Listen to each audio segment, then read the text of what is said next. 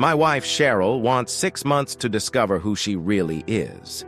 She's found another man, meeting him at Starbucks while I'm here in our empty home. I planned a romantic trip to France for us, but she wants independence. Her betrayal cuts deep, shattering the trust we've built over 25 years. As I cancel our joint accounts and prepare for divorce, the reality hits hard. How did we end up here? This is my side of the story, raw, real, and full of heartbreak.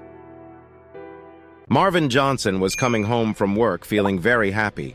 It had been a good week, and he was hopeful for better days ahead. Marvin was the president and owner of Midwest Financial Services, a company that helped people with accounting, investments, and management in his county. While the business did not make a lot of money, it provided Marvin and his 20 employees with a decent income. This company meant a lot to his family. Marvin's great-grandfather, Nels Peter Johnson, helped to start this town. He came to the prairies from Oscar in Sweden in 1868 with his 5 kids. They worked the land with oxen and wooden plows. Marvin's grandfather was the youngest child and had a hard time working on the farm because he broke his leg in an accident. After 4 years of school, he found a job as a counterman and bookkeeper for a local store owner. At 22, he married Birgitta Olaf's daughter, who was 18 at the time. 10 years later, when Marvin's father, Carl, was born, he started his own bookkeeping service after he came back from World War II. Over the years, many members of Marvin's family held important local roles like mayors, bank board members, and county commissioners. Helping the community and running a business was part of who they were. At the last stoplight before getting to his house, he looked at the seat next to him. There was his trusty briefcase and a bright red envelope that said, "A lifelong journey for the love of my life."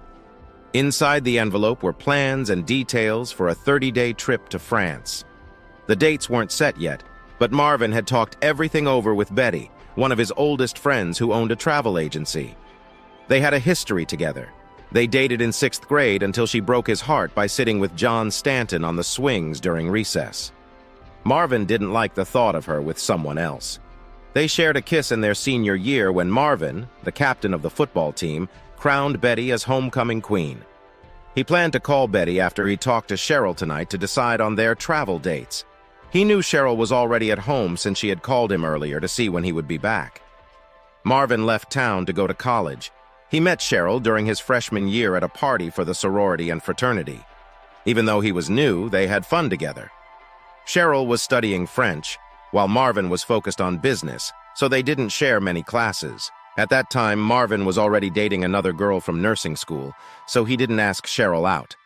But as their senior year began, they started spending more time together. During the spring, Cheryl would spend her weekends at Marvin's apartment. After graduation, he got a job at a local office of a big finance company. He chose to stay in town so he could be close to Cheryl. It was tough for a young man to leave college. There were many fun things to do on campus, like parties, football games, and hanging out with friends. Why would he want to leave? Marvin only had one reason. His father wanted him to come home and work in the family business. Marvin always knew this day would come.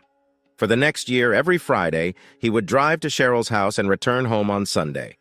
Being a romantic, he bought her an engagement ring for Christmas. Their moms agreed that a wedding in June would be a great idea. Cheryl now works 2 jobs at a community college. One job she loves is teaching French, both for beginners and advanced students. Sometimes she helps with philosophy classes, especially when they talk about French topics. Since she studied French in college, Marvin often sees her reading French newspapers and magazines online at home.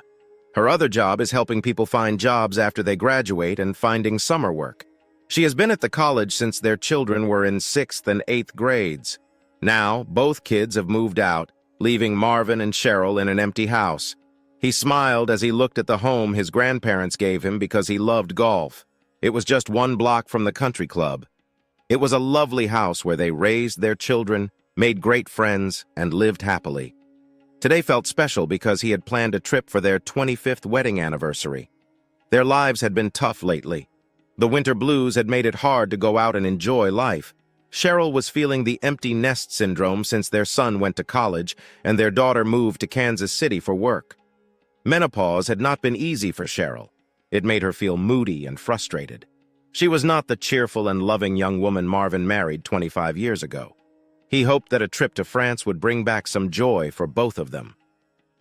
Cheryl had dreamed of this trip ever since her first French class in middle school.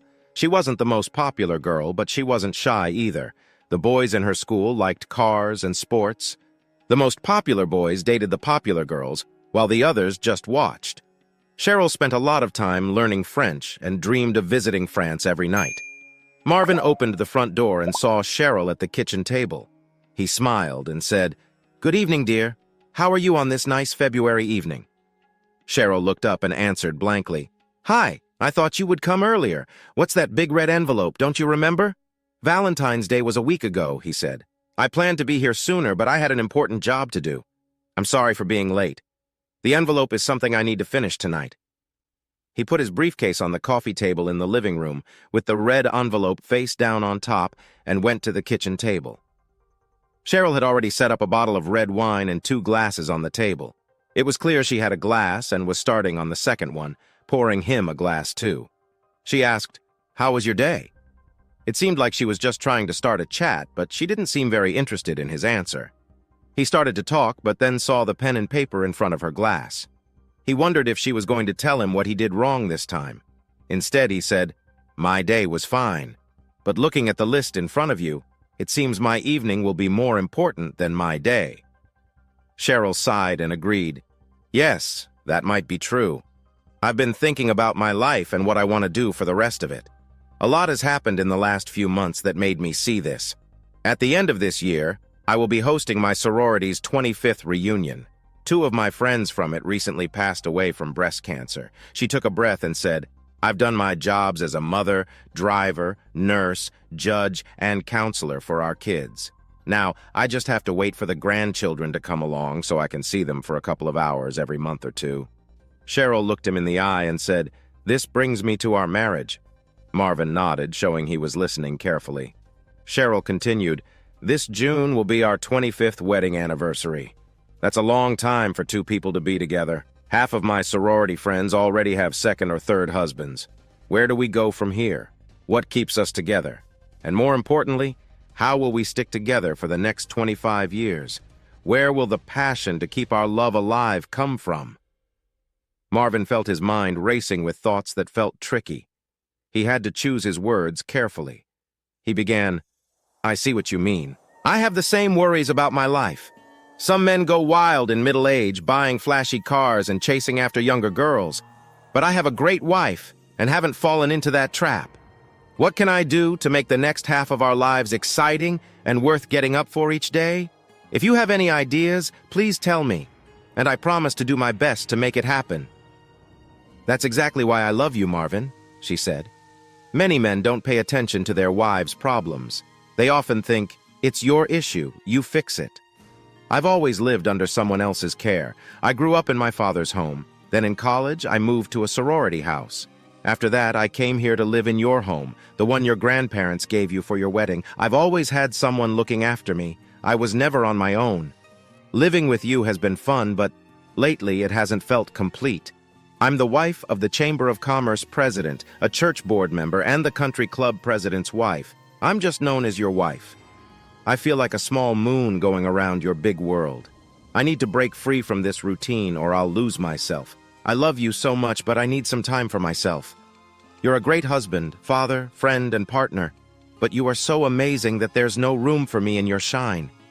I need to go." She paused for a moment, then added, "I want to take a break, a 6-month time out.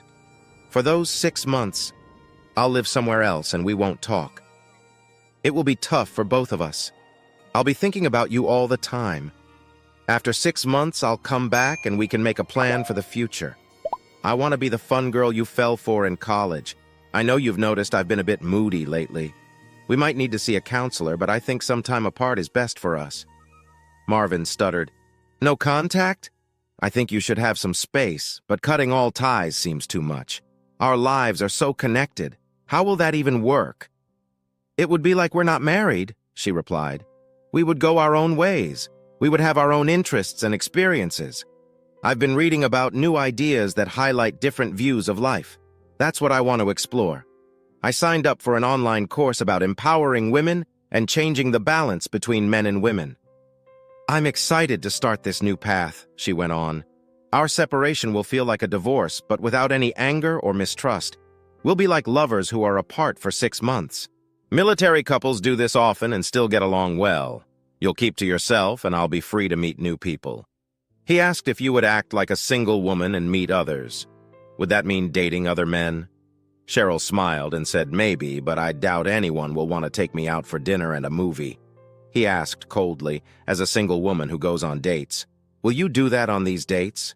She casually replied, probably. How else can I have new experiences as a woman? My only experiences are with you. I want to be on the same level as you. You are getting your past experiences. Now it's my turn to gain experience so I can make you happy. You forgot one thing, Marvin said. We are married. I promised that all my future experiences would be with you. You made that promise too. I have stayed true to you and I expect you to do the same. She replied, well, let's see what happens in 6 months. We'll make our decision then, he responded. But there may not be a chance for you to come back to me. You might just keep living with someone else. Oh, don't be so dramatic. It's just sex. Nothing special, Cheryl replied. After 6 months without it with me, you'll be glad we're back together. Please don't worry about it. I'm trying to improve myself, and the confidence I'll gain from meeting other men will make me a better partner for you. I want to be happier in all parts of my life. After all, I'm not just a housewife like your grandmother. He said, 6 months without seeing each other sounds extreme. Maybe we can work through some of this with counseling, she replied. I don't want to just talk about it. I want to take action. It has to be a clean break, or I will keep depending on you and I won't be able to improve. It has to feel like we are not married anymore. This way I can return to our marriage with a better mindset. I don't know if I can deal with that, he replied. No, Marvin. We need to change my way of thinking quickly. I want to stress for 6 months, not drag this out for years. Let's get back to where we want to be as a couple as soon as we can. When do you plan to move out? He asked. She said, I have rented an apartment for 6 months and we will start moving things in this weekend. Marvin almost fell out of his chair. I was all he could say. Finally, he whispered, Can we discuss this more before we make such a big change in our lives? She took his hand and said, Thank you for talking to me about this. I believe it will improve our lives in the long run. I really appreciate you being kind and not acting mean, he said with a sigh. But I wish you wouldn't trust me so much. I don't get why you are doing this and I don't like it. It seems like this will happen whether I agree or not. My feelings don't seem to matter here. He needed a moment to think about what was going on. Your plan is making my head spin. I really don't know what to say or ask. I just feel confused. How about we talk about this in bed tomorrow night? She suggested. Will you join me, or is distance already starting between us?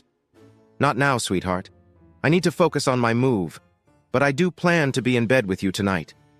Matt Marvin walked up the stairs to the bedroom and collapsed onto the bed. He was very tired, but found it hard to sleep.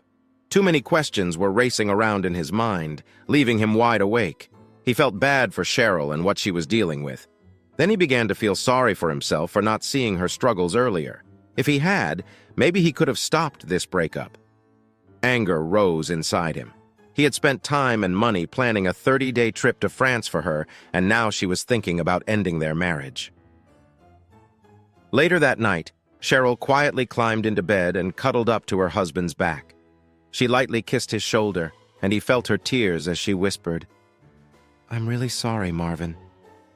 He softly replied, I'm sorry too, Cheryl. I love you, she said. Is that the last time I'll hear that from you? He asked. Cheryl whispered, I want our lives to be better, not worse. After my trip, I want to come back as a better wife for you. In their 25-year relationship, Marvin usually woke up after everyone else. Today was no different. Instead of bringing coffee to Cheryl in bed, which she loved, he went to the front door, took his briefcase from the coffee table, slipped a red envelope inside, and left. He texted his good friend Roger, who owned a car dealership, to see if he could stop by around 7 in the morning, knowing Roger would be there early. Marvin remembered that both Roger and his brother Dan had gone through divorces, and he needed their advice. After telling Cheryl that she wanted to leave to find herself, he glanced at Roger, feeling lost. Roger said, "It sounds like she might already have a boyfriend, but she's not ready to fully commit to him yet. She wants to have fun with him before making big choices. If she's happy 6 months from now, she might break up with you. If he doesn't suit her, she could come back to you and say, 'I'm back. I'm ready to love you again.' You are a safe choice for her. She can use what she has with you to see if her new relationship is better without much risk." Marvin asked, "How can I protect myself from being used?" "Dump her, and do it quickly," Roger replied. "Take control. You need to make the choices. The day she moves out, you should file for divorce because she left you. The divorce will take about 6 months no matter what happens. If she leaves you, the divorce can be finished quickly. But if you want her back, just don't sign the final papers, and you will stay married. What matters is that you decide what to do with her, not the other way around. If she cheats and you let her come back, she may cheat again. Here's another tip. Stay the nice guy. You are. Don't yell at her. That can only make things harder for both of you later on, in your relationship and in court. Act like you understand her plans. If she doesn't have a boyfriend, it will be easier to fix your problems. If you treat her badly, it will be tough for her to come back to you. If she doesn't cheat but you do, that will cause big issues in your marriage. She might want revenge, and that will just make things worse. You two make a good couple. I want you to fix this marriage, not ruin it." "Good advice, Roger. I knew you could help me," Marvin said. "Anytime, brother. You know how to protect the bank accounts before she touches them, right? Also, gather any messages and emails from her devices. This will help you see if she's chatting with someone else," Roger suggested, as he walked Marvin out of the building. Marvin saw a black BMW 432 convertible parked in the lot. He asked Roger if it was his car. "So far, yes," Roger said. "I got a nice deal at the used car auction because the buyers weren't paying attention." "Great! I'll take it. Does it need work? If not, have your team clean it up and I'll pick it up tomorrow. Just give me a fair price," Marvin replied. As Marvin looked at his own car, Roger asked, "Are you switching from a Honda?" "Yeah, I plan to drive more this year," Marvin answered. He went to his office to check what needed to be done that day. He thought everything could wait a few days, so he told his staff he would be home to handle a personal issue but was available if they needed him. On his way home, he saw Betty's car outside a travel agency. He stopped to talk about their canceled trip to Paris. When Betty saw Marvin, she jumped up and excitedly said, "How do you like the surprise in the red envelope?" He tried to stay calm and replied, "Cheryl said she's leaving me. She is moving out this weekend, so there won't be a trip to France. How much do I owe you for all the work I did on this nice package?" Betty sat down in her chair and shook her head. No, it can't be," she said. "Cheryl never says anything bad about you. She really cares for you." "I don't know what to say. I'm really sorry." "What happened?" I asked. "She says she needs space to figure out who she is, not just as your wife, but as her own person. Those are her words, not mine. It's like she has someone else to be with while I'm gone." "Betty, she's one of your good friends. Has she told you if she has someone else?" I asked. Betty thought for a moment and said, "She did mention a new young guy in the counseling department. That was all she said. She never talked about him again or even said his name. And about the cost, you don't owe me anything." "I learned a lot from this trip. It will help me with my other clients," he said. "Please don't tell her the trip is off. It was supposed to be a surprise. I'm the only one shocked, I guess." As he got in the car, he noticed his phone buzzing like a bee. It had been off all morning, and now there were calls and messages for him. All the messages were from Cheryl. "Please call me." Following Roger's advice, he called her. She picked up right away. "Marvin, honey, where are you? I missed you so much this morning. Can you talk now?" "Good morning, Cheryl. I have a lot on my mind. After our talk yesterday, I thought a drive would help," he replied. She said, "I can take the day off and talk now if you'd like. I know I worried you last night, and I'm worried about my wonderful husband, too. Tell me what you want to do. Should we meet now, for lunch or dinner? I need you with me because I'm scared about what I want to do." "I need your advice, please, Marvin," she added. He felt a bit upset with her caring about him and said softly, "I need more time to think about your plans for divorce. I'm going to the office to close the door, turn off my phone, and think about what's next. Let's plan to have dinner tonight at the usual time and talk more then. I'll pick up some food so you don't have to cook or clean. Is that okay with you?" he asked. She replied happily, "That sounds great. I can't wait to see you. I love you." "I love you too," he found himself saying before he could stop himself. His next stop was the bank. He paid off the shared credit cards from their checking account and canceled them. He split the travel and Christmas savings into 2 envelopes. The last step was to close their shared checking account. He opened a new account in his name and put half of the money in it. Cheryl would get her half in cash tonight. Marvin drove by the junior college to check if Cheryl's car was in the parking lot. He left his business card on her windshield that said, "I look forward to seeing you tonight." He remembered Roger's advice, be kind until things get hard. So far, she hadn't been unfaithful. At home, Marvin started gathering the information he needed. He knew that Cheryl kept her passwords in a small book in her desk. He looked at all her emails, received, sent, deleted, and saved, without finding anyone who seemed special to her. He made a copy of her contact list, searching for clues. He checked every file that had been used in the last 2 months. He reviewed her web search history but didn't find anything unusual. There were some articles in women's magazines about how to rebuild self-esteem after feeling small next to someone you love. He marked those articles to understand what Cheryl might be thinking. Cheryl's cell phone was part of a package that included internet and cable TV. Marvin easily got all her messages from the past 60 days and noted down the numbers she called most often. The 5 most frequent messages were from people on her contact list. The only name he didn't recognize was Roberto.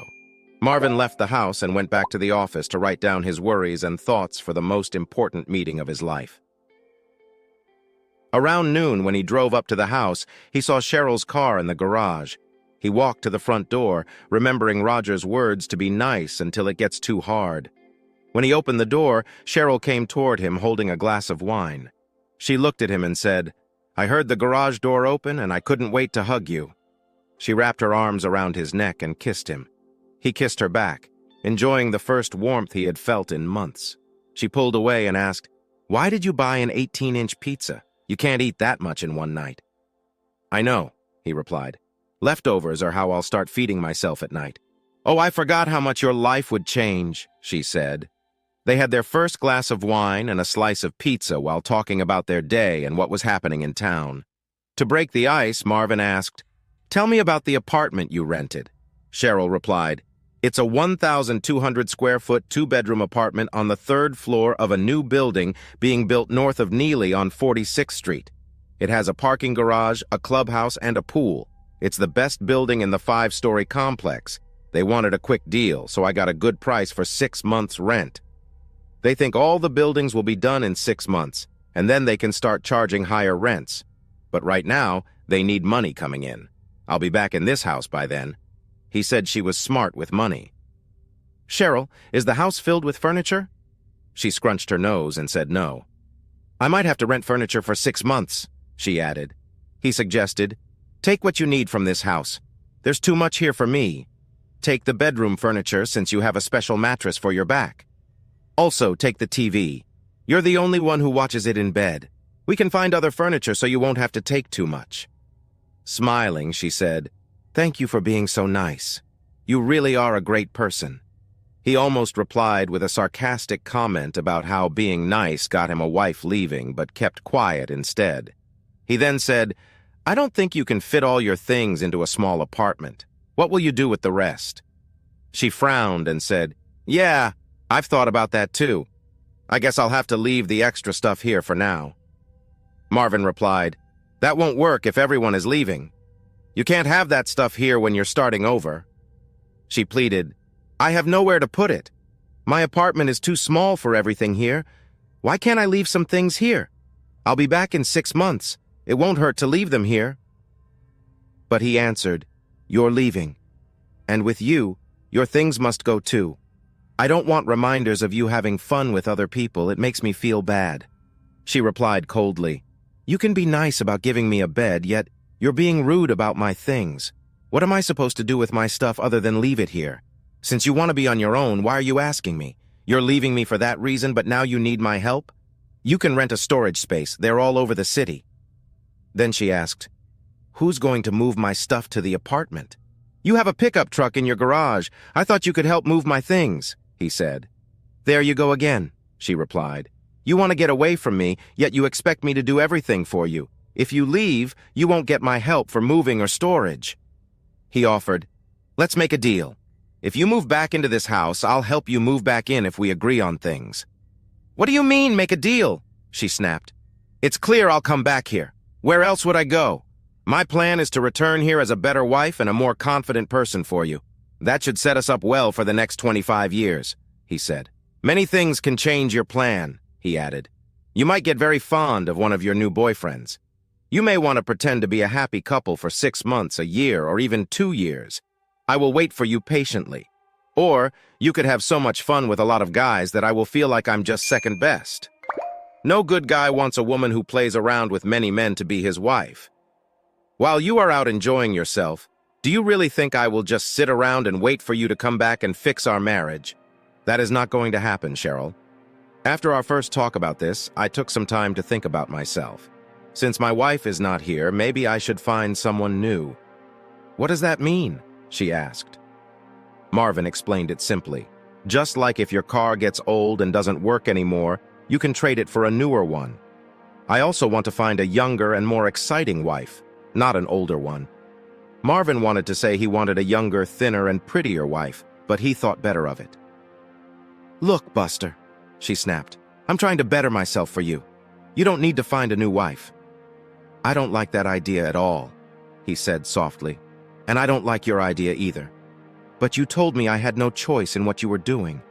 You were going to go through with it no matter what I said. You didn't think about how I would feel about having a wife who cheats. So while you do what you want, I will do what I want for 6 months. Let's see how this turns out." Cheryl said, "It's not the same. I look at other men for fun. I look to you for closeness. My connections with other men are just physical." She added, "Being close means loving each other deeply. We already have that bond, and it will still be there when I come back. You can't do this, Marvin. You just can't. I need you to be there for me when the 6 months are done. Thanks for making me your second choice if things don't work out for you. You can stop me from leaving if you don't move out. If you move out, I will think of myself as single, just like you are with your likely dates."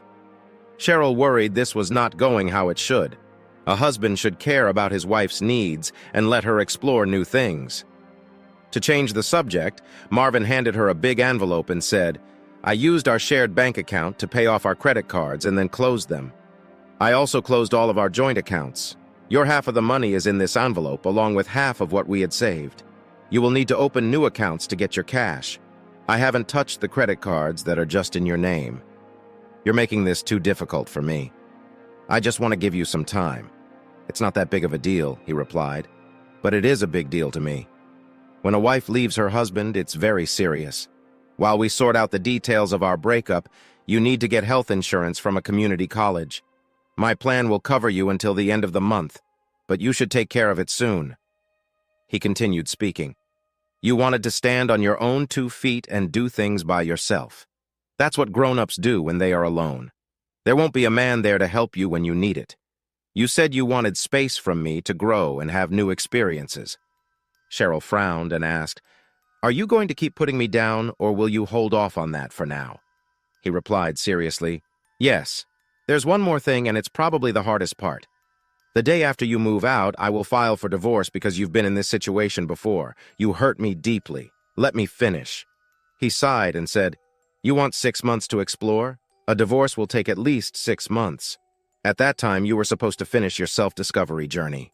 If we agree to be together again, we can stop the divorce process. We won't sign anything official, and we will stay married. If you find someone new and want to move on, then we will sign the divorce, and neither of us will have to wait any longer. That said, I want to tell you again, I don't want to divorce you. I love you, and I want you to stay with me.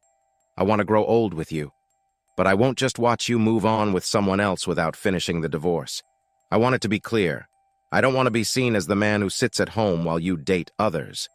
Do you see where I'm coming from?" She quickly replied. "No one will know who I'm with, or even if I'm with anyone at all. No one will ever find out."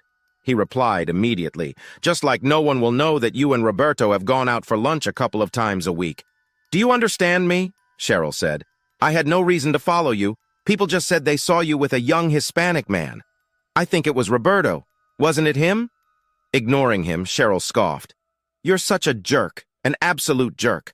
I'm trying to do better, and you're making this so hard. It's just not fair.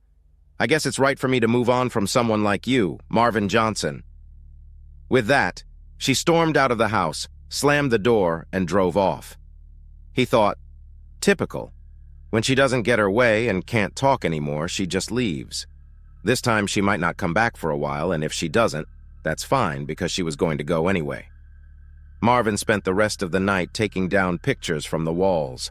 He carefully packed up all the photos of his wife, hoping she would come to realize what she was doing. He didn't want to create a problem that couldn't be fixed. The box held their wedding pictures and album, along with other keepsakes he wanted to keep safe. He was careful to pack these things away so the movers wouldn't mix them up with his other stuff. The house felt empty and cold, with boxes of photos lined up against the living room wall. He was also glad she thought it was kind of him to turn down the bedroom furniture. It wasn't kindness, he thought. Her favorite furniture didn't fit the style of their home at all. He was just happy to see it go. It hurt when she called him a jerk. He didn't want to seem uncaring. He really didn't want her to leave, but he also didn't plan to end their marriage. He couldn't let her go out with other guys and then return to him as if everything was fine. The thought of sitting at a club while one of her old flames asked her to dance made him uneasy. He could picture himself just a few miles away at a supermarket with a flower shop inside. So he jumped into his Honda, sped to the store, and bought a dozen long-stemmed roses. He placed them where she would notice them right away, hoping they would help calm things down. Later that evening, he heard the garage door open, and then the car door slam shut. The front door opened hard, and she walked in with purpose. Marvin was watching the news and looked up to greet her. "Good evening, dear."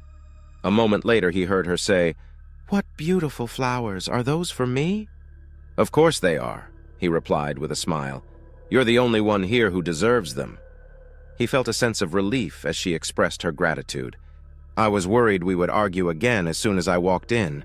He wasn't comfortable with how their last talk ended and wanted to shift the mood. "While you think about your plans, we need to talk about your time with someone else. Is that okay with you?" She agreed, but mentioned, "Aren't you curious where I was?" "I just want to know you're safe," he said. "I was safe at Starbucks, thinking about what to do next. I have a lot on my mind. Decisions that could change my life forever. I know what I want, but I'm scared of the results." "I'd love for you to stay here as long as you want," he replied. "Actually, I wish it could be forever. You're the sweetest person ever. I really love you." "I love you too," she said. "Your idea just gave me a thought. Here's a simpler version of your text with a clearer narrative style, while keeping the emotional tone. I think if you let me think this through, we can agree on how to move forward. For now, you have time to move or put your things somewhere safe. This will help me learn how everything works in this house, like the stove and the dishwasher." He wanted to take his time with the ending of their relationship and be in charge of it. She said, "I want to talk more about this." And he replied, "Can we wait until tomorrow night to continue?" "Yes, please," she answered. "I'll clean the kitchen and you can go to bed." The next morning, he woke up at his usual time, made coffee, and brought it to her. "Good morning, love," he said, placing the coffee on the nightstand and touching her shoulder. She turned onto her back, smiled widely, and said, "Good morning, my amazing husband." Marvin got ready for work while Cheryl took the day off. He hoped she was thinking twice about leaving him.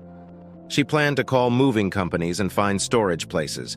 The first thing she needed to do was talk to a lawyer. She knew she couldn't use a family lawyer because Marvin had likely already spoken to one. She managed to get an appointment for half an hour at 3:30. She needed to visit the bank to open accounts in her name. She was still thinking about leaving, but wanted to get everything set up in case she decided to stay. The idea of leaving was still tempting, but it would create some long-term issues. Attorney Dan Parks let Cheryl into his office at 3:30 and said to be quick because he had a big meeting at 4. She told him she was planning to leave for 6 months to build her confidence. After that time, she thought she might return to her husband, but he had said that might not work for her. It depended on whether she talked to someone else. She mentioned that Marvin would file for divorce as soon as she moved out. Dan said Marvin's way of sharing bills was fair. He had seen worse. According to her, their talks were friendly and there was no violence. When Dan asked if she loved Marvin, she replied, "Yes, I love him very much." "Does he say he loves you?" he asked. "Yes, he shows it a lot. He gets upset when I have fun with other men. He just can't accept it. I think it's unfair." Dan responded that many men felt that way, especially those who didn't cheat on their wives. They often made good spouses in the divorces he dealt with. "The reason for divorce is often cheating," she argued. "But that's different. I want to enjoy time with other men so I can feel better about myself as a woman. I have only been with one man my whole life. In 6 months, I'll be back with Marvin just like before," Dan said. "That doesn't matter. Cheating is cheating, no matter why or when it happens. Marvin is being nice by not asking for a divorce over the cheating. That would be really embarrassing for you.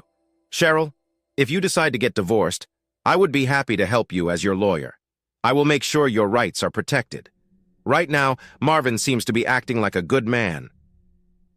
After she finished her work, she went home and was surprised to see a black BMW convertible in the driveway. She wondered whose car it was and why Marvin wasn't around. The BMW was empty, and the garage door was open. She carefully went into the kitchen and saw her husband taking a beer from the fridge. She asked, "Whose car is in the driveway?" He answered, "That's my car. I got rid of the Honda and traded it for this BMW." Hearing the word traded made her feel uneasy. She said, "I didn't know you wanted to get rid of the Honda. I thought you liked that car." He replied, "I did, but it just felt that way to me." She hesitated and then asked, "Where did you get the money for such a nice car? We always talked about big decisions together." As soon as she said it, she felt embarrassed. She realized she was doing the same thing she had just criticized him for. She felt like a hypocrite. Before he could point it out, she quickly said, "That sounds bad, especially after what I did this week. I'm sorry for coming down on you. What I did was much worse." He replied firmly, "I guess we have different rules.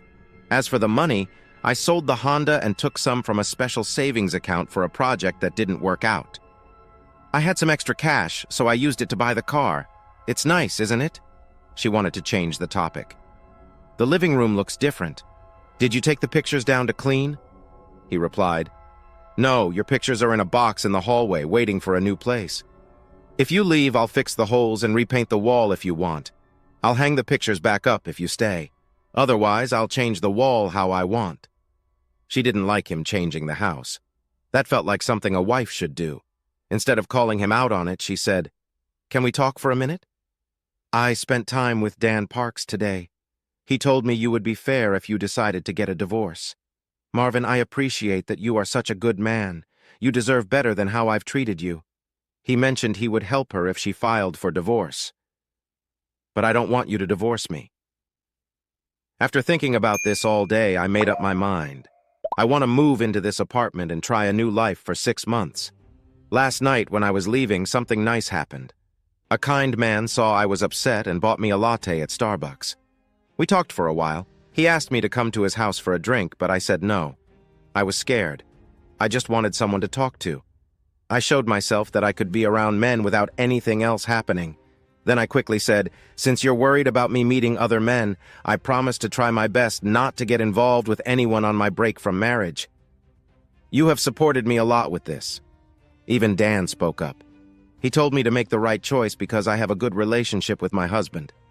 It would be sad to ruin it. She sat up straight and said, "I have movers coming in 2 days to help me with my things. I'll give you my new address so you can send any mail or divorce papers there. We can take turns calling the kids. I know they'll be upset with me. Marvin, everything will be okay. It will be hard at first, but we have been through tough times before and got stronger together. I believe we will do that again. Please remember that I love you. In 6 months and 1 day, I will love you just as much as I do now." He thought for a moment before responding. "I thought we would take it slow, but this is your choice. I wanted to mention it later, but now I must tell you to please not invite my friends from the golf club to hang out. Being with them could ruin our chances of getting back together. Also," he added, "after our divorce, you won't be on the country club list anymore. You can visit as a guest with your women's group, but you need someone to take you. You can't take anything out of the club. If I'm there when you visit, I'll treat you well, and I hope you do the same." He slowly stood up and said, "I hope you enjoy your new life." With that, he turned and walked to the bedroom, quietly closed the door and went to the bathroom where he got sick. Cheryl sat on the couch trying to wipe her tears with a handkerchief. She had worked for months thinking this would be fun. She dreamed of dancing in her new life, knowing Marvin, her rock, would be there to catch her if she fell, just like he had done for 25 years. She wanted it so much, but now it all felt very risky. She didn't see it coming. She thought of herself as a strong American, ready to face the world on her own. But she was still crying. She tried to sleep in the guest room, but it didn't work. There were too many memories of her, her husband, and her kids in that house. All those memories felt like ghosts, asking her one question. Why, Cheryl, why? And she had no good answer. She got up several times that night and went to the main bedroom door. She felt startled, then went back in. She heard him making coffee and wished he would bring her a cup, sit with her, and say everything would be okay. But instead, she heard a door slam and his car drive away, the car he had just changed. It hit her that this was his way of showing he might want to change his relationship if she left. She was scared he would trade her for a younger woman while she figured things out. What would happen to her then? How could she find a younger, better-looking man? That seemed unlikely. Maybe a man in his 60s would trade with her. Maybe some man worried about her spending his money and wanting her home by 9:30 p.m. to watch the news. When Marvin got to work, it was dark outside, and his mood matched. He opened his computer and started making lists, calendars, and deadlines. After a night of pain, he decided to make up for the years he lost. He wanted to do things he had missed because his now soon-to-be ex-wife didn't want him to. He planned to take more golf lessons from a pro. He was 10 strokes away from a better score. He bought a box of fancy cigars to smoke on the back porch. He thought he could even smoke inside. He wouldn't have to waste boring Sundays with her sister. He started to think about how to enjoy life more like Cheryl would. She wouldn't break his spirit by leaving him. Instead, she would make it stronger. Cheryl spent the day packing and getting ready to move. It was hard to decide what to take to her new apartment and what to put in storage. These were things that mattered to her, but she had to choose to fit into her new life. She was happy when Marvin called and asked her to dinner that night. At 6 o'clock that evening, Marvin pulled up to the house in his nice new clothes and wool hat. He opened the door of the BMW for Cheryl, just like he did when they first started dating. Even though it was cold, he put the top down, and they zoomed down the block to a new French restaurant where they had a wonderful dinner. It was great because they focused on light topics. The important conversations had already been discussed or were too hard to talk about. He lowered the roof of the car, and they enjoyed the long drive home, both excited about their last night together. There was no cold silence between them, but when they arrived home, they didn't have much to say. She asked him to sit down with her for a bit. She started their talk like this. I want to thank you for being kind about my wish to change how I look. You didn't shout or try to stop me from making this choice. I'm sorry for calling you names earlier this week. I was upset, and you have been very patient with me. He nodded and said, I appreciate that. The reason I didn't get angry is that the gap between us has been getting bigger for the last year. We don't feel as close as we used to. You have seemed distracted and distant. I tried many things to bring us back together, but nothing worked. Now you have to find your own happiness. I hope this time apart will help you find joy again. I want us to be together, but I'm not sure that will happen. That's why I will start the divorce process tomorrow. I don't see us being a couple again. If you plan to act like you are single, she said, you are a very forgiving person. You always have been. Think about when Molly had fun with her boss on a work trip. Tom forgave her, and now they are happy again. We can fix things too, he replied. In your story, you missed some facts. Molly and her boss were drunk and celebrating something big. They didn't mean for it to happen, but you wanted to go out with someone else. You went against my wishes and our promises to be faithful. It feels like you wanted to make me look bad to feel better about yourself. This hurts my feelings. I don't want to wait another 6 months for a divorce after you come back. You want to have fun with someone else and then end our marriage. It's that simple. When we meet again in 6 months, I'll ask you if you were true to me, and I expect you to tell me the truth. I won't hire someone to follow you or listen in on your phone calls. The truth will always come out. You have to promise me. Without trust, there is no marriage. Cheryl replied sharply. You think I'm going to have fun with someone? That's not my plan. But if it happens, we'll deal with it when we meet again. Ending 25 years of our life together because I needed excitement for one night is not fair. I really want to remain your wife for the next 25 years, but I think we need to be apart for a while so I can feel good about myself again. I'm sorry we didn't see eye to eye on this, ma'am. Marvin kissed her goodnight at the door of the guest room and went to the master bedroom alone.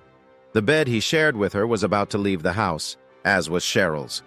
The next morning, he woke up as usual, got dressed, made coffee, and, maybe for the last time, offered the cup to Cheryl. She hugged him tightly and told him how much she loved him. She wrapped her arms around his neck and said, Marvin, my love, I will be back in 6 months to finish our love story. He nodded and went to work. He didn't know why, but he felt lost. Later that morning, Cheryl walked around the house with a box of tissues while all her things were packed into boxes and loaded onto a truck. The movers had seen this kind of sadness before. It often happened when people faced big changes like divorces, deaths, or job losses. Marvin took all his clothes from the dressers so Cheryl wouldn't have to do it. They loaded up the closet first. The rest would go to her new apartment for $100 a month. She hadn't planned for that. As she walked out the door, she wondered if she would ever come back to this house. She figured she would find out in 6 months, week 1 of 26. After the movers put all of Cheryl's things in their new spots, she sat on a crate. She had to make a tough call to her children to tell them she had left their father for a new adventure. She and her daughter Cindy had always been close, so she called Cindy first. Cindy answered with a bright, "Hi, Mom." After some small talk, Cheryl got to the hard part. She said, "Cindy, I left home to work on myself and become a better woman. You could say I'm becoming Cheryl 2.0. I plan to come back to your father in 6 months as a changed woman. It will be hard on both of us, but I believe it's the best choice." Cindy asked, "Does Dad think this is for the best?" "No," Cheryl replied. "He plans to file for divorce on Monday morning because he feels I abandoned him." Cindy gasped, "What have you done, Mom? This is unbelievable. Why would you do this?" Cheryl explained, "I've been reading about women who feel lost supporting their successful husbands. This plan helps me stand on my own with your father." She continued, "He's scared that if I meet new people, I will start enjoying myself too much. I told him that finding new relationships is not my main goal right now. It could happen, but I'm not looking for that. If it does happen, I would only want it for fun, not for a deeper connection. I'll save that kind of closeness for your father. He shouldn't be so worried about what I'm doing. He doesn't understand this like I do. He is getting a divorce because he doesn't want to look married to me while I'm on my own and maybe dating other guys. That's such an old-fashioned way of thinking," Cindy said. "I hope you see what you're doing. If you keep this silly plan, you'll have many dates but no real connection. Daddy won't stand for it and we'll end up divorced." Changing the subject, Cindy asked, "Now that you're acting single, how will that change your plans to go to France?" "What plans? I don't know anything about any plans," Cheryl replied. Cindy winced. "You mean to say you made plans to leave him while he was setting up an amazing trip for you? Betty, Daddy and I have spent months getting this trip ready. He even rented an apartment by the lake for 30 days with a view of the Eiffel Tower. He even arranged time off with your boss. You probably gave him the crazy idea before he told you about the trip." Cheryl turned pale when she heard, "Oh no, I had no idea. Why didn't he tell me anything?" "I would have waited to separate," Cindy answered. "You messed up your marriage before he could give you that gift. If you did this to me, I would have reminded you of that canceled trip all the time. I would have shown you how foolish you were. Daddy is not like that. He's a good man. You treat him poorly and he doesn't attack you. Mom, you can have fun with a lot of guys, but you will never find a man as good as the one you're pushing away with your words." Cindy ended the talk, leaving Cheryl in shock. They had always been close friends. She needed to call Marvin and ask about this surprising trip. After dialing his number many times and not getting through, she thought she might be blocked. Maybe he was also sending her emails to spam. On Friday evening, while she was preparing dinner, there was a knock on the door. When she opened it, a man asked, "Are you Cheryl Johnson?" When she said yes, he handed her a brown envelope and said, "You have been served." Before he left, he quickly took a picture of her. She thought, 25 years together, and I get just a brown envelope. Luckily, this is only for 6 months. Otherwise, it would be really bad. In the second week, Cheryl went through her contacts and called Betty at the travel agency. "Hi, Cheryl. I was expecting your call," Betty said. "Is it true that Marvin has set up a 30-day trip to Paris?" Betty replied with excitement. "Yes, it's the most romantic and special trip I have ever planned. You would have been amazed by what he set up. It's such a shame you will miss it." Cheryl asked, "How could he plan all of this without telling me? Did he hold a grudge against me?" Betty said sharply. "What do you think? He put in so much time, effort, and money to do something special for the most important person in his life. But instead, she tells him she's leaving to have fun with someone else. Cheryl, you are one of my best friends. I don't like talking to you about this, but I just don't get what you did. Please don't try to explain. I don't want to know. By the end of this silly 6 months, you'll be lining up for a date with your ex-husband. We're still friends, so let's just forget about it." After the call, she drove to Marvin's house. His BMW was parked outside, so she went inside. She saw Karen, his secretary, and said, "Hello, Karen, can I talk to Marvin?" Karen looked shy and said, "Marvin isn't home right now, but I saw his car out front." Cheryl felt like everyone in the office was watching her. They were curious about what would happen next. These were people she knew and liked to hang out with at company parties. She thanked Karen and turned to leave. She heard Karen say softly, "Goodbye, Cheryl."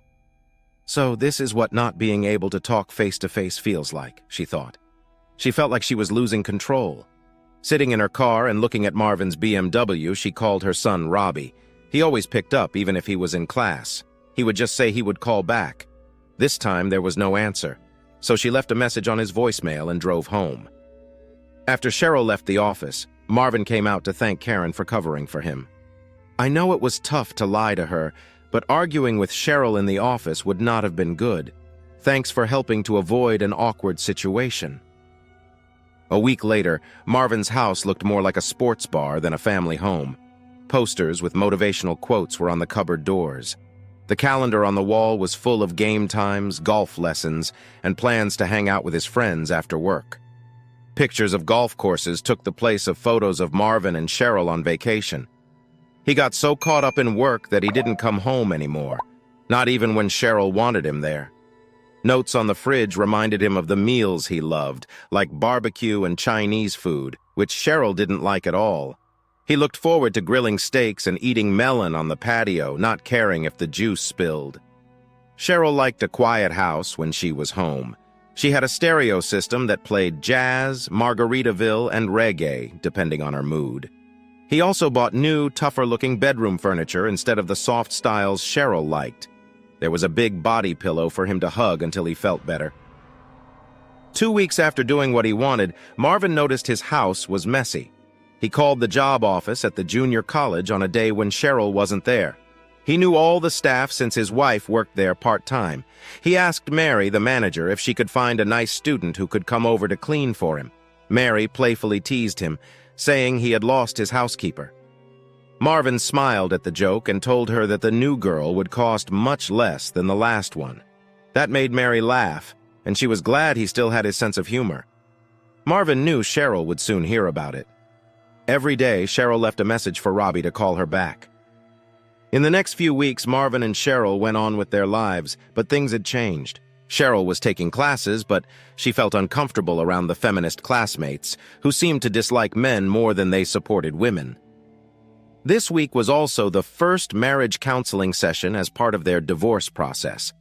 Marvin thought it would be useless because Cheryl was very firm about wanting her freedom and wouldn't compromise. He went to his first session with the counselor, Diane. After some small talk, Diane asked Marvin if he loved his wife. He said, "Absolutely." Then she asked if he thought Cheryl loved him. He replied that she did. But then the counselor asked, "So why are you getting a divorce?" He explained, "She took her things and told me not to contact her for 6 months. She wants to act like she's single and date other men." Marvin added, "To me that sounds like she doesn't want to be married anymore. That's why I filed for divorce." When Diane asked how he felt, Marvin looked straight at her and replied, "What a silly question. How do you think I feel? If you want to know if I'm violent, I can assure you I'm not. I love her and would never hurt her. She is a good person, he said, but she seems confused about who she is and what she wants. He was getting more frustrated. The problem is she's stepping into danger thinking everything will turn out fine. I hope we can get back together, but I'll keep going while she thinks deeply about her choices. Diane then asked about the day he filed for divorce, which was right after Valentine's Day. Marvin shared, I spent a lot of money that day. I bought 24 red roses, her favorite chocolates, and dinner at a fancy place for $200. It was hard to get her to join me. She gave me a card with sweet words in it, but it felt like it was written by someone else. She just signed it Love C. We went to bed, and I got a kiss that lasted only a moment. She turned her back to me and said goodnight. Looking back now, I see that I lost her along the way. I get why she wants to leave and why she isn't excited about our future. If that's how she feels, I'll be more certain about moving forward with the divorce, Diane thought. This is tough. I should be helping to bring these people together, not pulling them apart. My job just became harder. It was week 7. Cheryl came to Diane Marco's office for a meeting to see if they could fix things. Diane asked her the same question she had asked Marvin. Cheryl gave the same answers as Marvin until they reached the question about why they were getting a divorce. Cheryl said, I don't want a divorce. I told Marvin I would come back to him in 6 months and we could restart our life together. I just want to feel free. When I was younger, I didn't get to do what I wanted. I'm not getting younger or nicer looking. All my friends have exciting lives and I don't. Is that too much to ask? Diane asked her about Valentine's Day. Cheryl said, nothing special, just like everyone else. A few flowers and dinner, nothing special. Then Diane said, Cheryl, Marvin said he only wants a divorce if you want to be with other men. He loves you and wants to spend his life with you. Can you forget about being with other men to save your marriage? Cheryl replied, I don't get why he is being so demanding. I plan to return to him in 6 months. He would like the newer, more experienced version of me.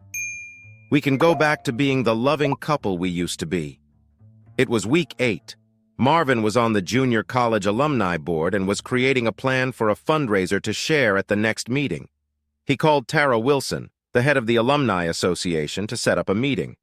He could have emailed the plans to her, but she was too nice to only talk to over email. When he arrived at her office, she greeted him with a bright smile and a warm voice. I'm glad to see you again. I wanted to talk about some of these matters with you, she said. After they talked about the fundraiser, Tara said, I don't want to meddle, but I heard you are divorcing Cheryl. I understand your situation. I was in a similar spot 2 years ago, and I still feel hurt when certain things pop up. Do you still talk to each other? No, he answered. We ended things smoothly, but she doesn't want to talk as she figures out her life. There was no cheating or drinking problems. We were just growing apart. She continued, I know this may feel weird, but I have a problem you might help with. There is a formal charity dinner this Saturday night I need to go to. I bought 2 tickets thinking my boyfriend would come with me, but he's no longer in the picture. My problem is Patrick O'Kelly. He is rude and bothers me. When he sees an empty seat next to me, he sits down and spoils my night. I can't push him away because he helps fund the local junior college. You're the only one in town who can keep him away from me. Could you help me with this? Maybe by pretending to be my boyfriend? If that's not something you want to do, I totally get it. He said he would be happy to take me out to dinner and keep me safe from Oakley's handyman. Just tell me where and when and I will come by. I guess I should wear a nice suit. Tara took his hand, not to shake it, but as a friend, and said thanks a lot. Cheryl was still upset about the canceled trip to Paris. She thought, Marvin can be so romantic, but sometimes I wish he would think more about what I want. She had met a nice guy at Starbucks, and they had gone to lunch together a few times, but it was clear to Cheryl that their friendship wouldn't grow without more. She felt it was too soon to cheat. On Saturday night, Marvin drove up to the terrace house in a clean BMW and a sharp tuxedo. After he rang the doorbell, a young man opened it and said politely, Please come in, Mr. Johnson. My mom will be here soon. Marvin smiled and said, Thanks. It was your mom who gave you the script to read to me. The young man grinned and said yes. As they laughed, the most beautiful woman came into the room. This was not the Tara he knew from junior college work. She wore a bright blue dress with thin straps. Marvin paused and said, "Tara, I didn't recognize you. You look amazing." She answered, "You know how to make a girl feel special, don't you?" He replied, "Let's get you into my car quickly. I worry a movie star will come and take my lovely date away." She turned to her son and said, "Sean, behave. No visitors tonight. Go to bed by 10 p.m., okay?" Sean nodded, smiling at her, and said, "You look great, Mom." Everyone in town came out for the event that night. Heads turned as Tara and Marvin walked into the hall toward their reserved table. Marvin knew the men who approached their table were not there to talk to him. He had played golf with them that morning. Nothing had changed, except now he was with the most beautiful woman in the room. Marvin also caught the eye of several divorced women who had heard about his upcoming divorce. He moved around the hall, checking in with his clients and potential ones, while keeping an eye on Tara. Suddenly, he spotted O'Kelly heading toward Tara like a missile. He quickly turned away from the chat and walked over to Tara. Just as Handy was about to hug Tara, Marvin stepped in between them. He put his arm around Handy and smiled widely. "Are you trying to take my date, Patrick? You won't be the first or the last to do that." Tara played along by gently placing her hand on Marvin's shoulder and said to Handy, "Yes, I did well when I convinced Marvin to come with me. He wouldn't have been here tonight if I hadn't promised to dance with him all night. He knows how to make a deal, doesn't he?" Hearing this, Handy replied, "Have a nice evening," and walked away. Tara leaned in and whispered, "I owe you a lot." He replied, "Being here with you is more than enough for me. Shall we sit and eat?" Their table of 8 was the busiest at the event. Marvin was in his element, telling stories, telling jokes, and laughing. It was the most fun he had since Cheryl left their home, and maybe even their marriage. When the band played the first song, he waved for Tara to join him on the dance floor. She smiled and took his hand as she stood up. They danced to a few fast songs, and when a slow song started, they moved together. Tara looked at him and said, "I know how you feel. I was there 2 years ago, but my life has improved. I had friends who supported me through tough times. Can I be one of your friends who helps you heal?" He leaned his forehead against hers and nodded because he couldn't find the words. They spent the rest of the evening dancing, laughing, and enjoying themselves. When the party ended at 11 p.m., she asked Marvin if he would take her for a ride in the convertible with the top down. She wanted to feel the cool air in her hair and wrap her arms around Marvin to warm her heart. She asked him to walk her to the door, and he happily agreed. Marvin smiled and said, "I haven't had this much fun in a long time. I can't tell if it's because of you or because of my 200 friends around us. Can I take you out for dinner next week? It's cheaper than feeding 200 people." She laughed and said, "I don't know anyone who can make me laugh with such a simple question. Because of that, I agree. Let's go out Friday night." She hugged him longer than he thought she would, pulled back, gave him a quick kiss, and then went inside. Marvin put the roof down and drove home, feeling warmth in his heart. Cheryl had gone out with her friend Patty to enjoy some fun. Patty had been divorced for several years and knew how to enjoy life. She saw that Cheryl was pretty and fresh enough to catch some guy's attention. That night, as they walked in, several guys noticed and approached to ask Patty who her friend was. After they introduced themselves, Tim, Dan, and Harvey bought drinks for the girls, saying that dancing would start soon. Tim and Cheryl got on stage for some upbeat songs. When a slow song played, Cheryl felt unsure about how close they should be. But Tim knew what to do. It had been a long time since other men had been this near to her. She reminded herself that she liked being out and meeting new men, even if she didn't know what they wanted. As the night went on, she talked to several men who asked for her number. This made her feel good. It reminded her that she was still attractive to men. She felt she could choose who she wanted to be with. By the end of the night, both she and Patty went home alone. On Wednesday of the next week, some of Cheryl's co-workers brought her the morning paper from the office. The main story was about Tara Wilson, who helped make a children's charity event a success. The article had pictures of Tara and a man next to her. The women wondered quietly if that man was Cheryl's husband, who was now separated from her, and if he was dancing with Tara. Cheryl stared at the picture of her husband, still shocked. The other women waited for her reaction. She quietly said, "Yes, that's him." On Thursday, Cheryl went to Betty's travel agency and asked for a favor. I really need to talk to Marvin. Can you call him and ask him to talk to me? I'm not lonely or sad. I just wish my kids would talk to me. Betty replied, I won't get involved in your personal life. I'll call Marvin and see if he'll talk to you. If he agrees, I'll let you know. If not, I won't push it. Do you have any questions? Cheryl said, No questions. Thank you for helping me. Betty called Marvin and asked if he wanted to talk to Cheryl. He answered, Not really, but maybe I should. You can put her on the phone. Feeling stuck, Betty passed the phone to Cheryl, who said, Good morning, Marvin. I hope you're well. He replied, Yes. What do you want, Cheryl? She asked, Can we meet and talk? I really need to see you. It's hard to discuss things over the phone. He responded, So, we're breaking one of your rules. You can reach out to me, but I can't contact you. Is that how it is now? She pleaded, Please, Marvin. After a pause, he said, Fine.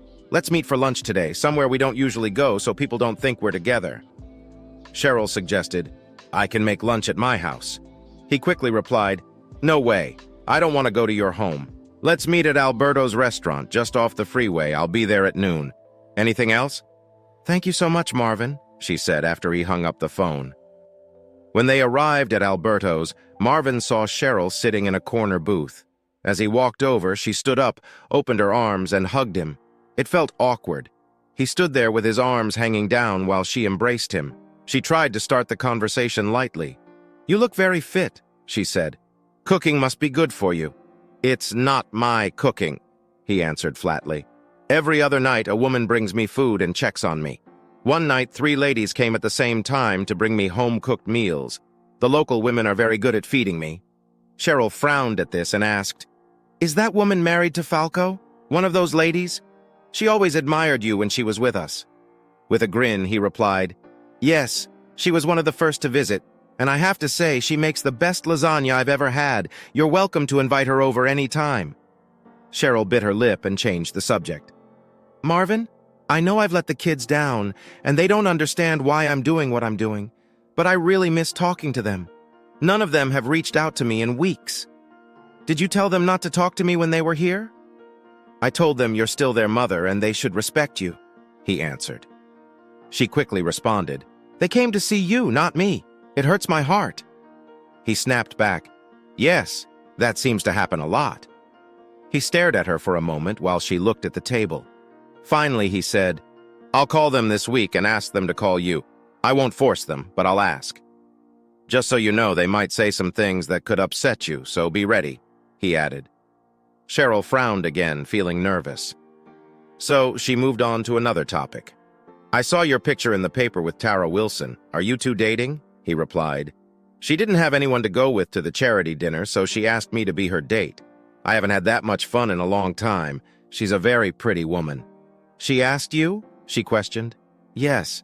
Hard to believe such a beautiful, smart girl would ask me out, right? He looked her in the eye, but inside he felt a strong lump in his throat. Marvin, I'm in a tough spot financially. I haven't planned for some expenses, and I'm a bit short on money. I know you've always helped me keep my bills paid and my good credit. But with paying bills, new health insurance, moving costs, and all that, I need some help. Could I borrow $2,000 from you? I promise I'll pay you back.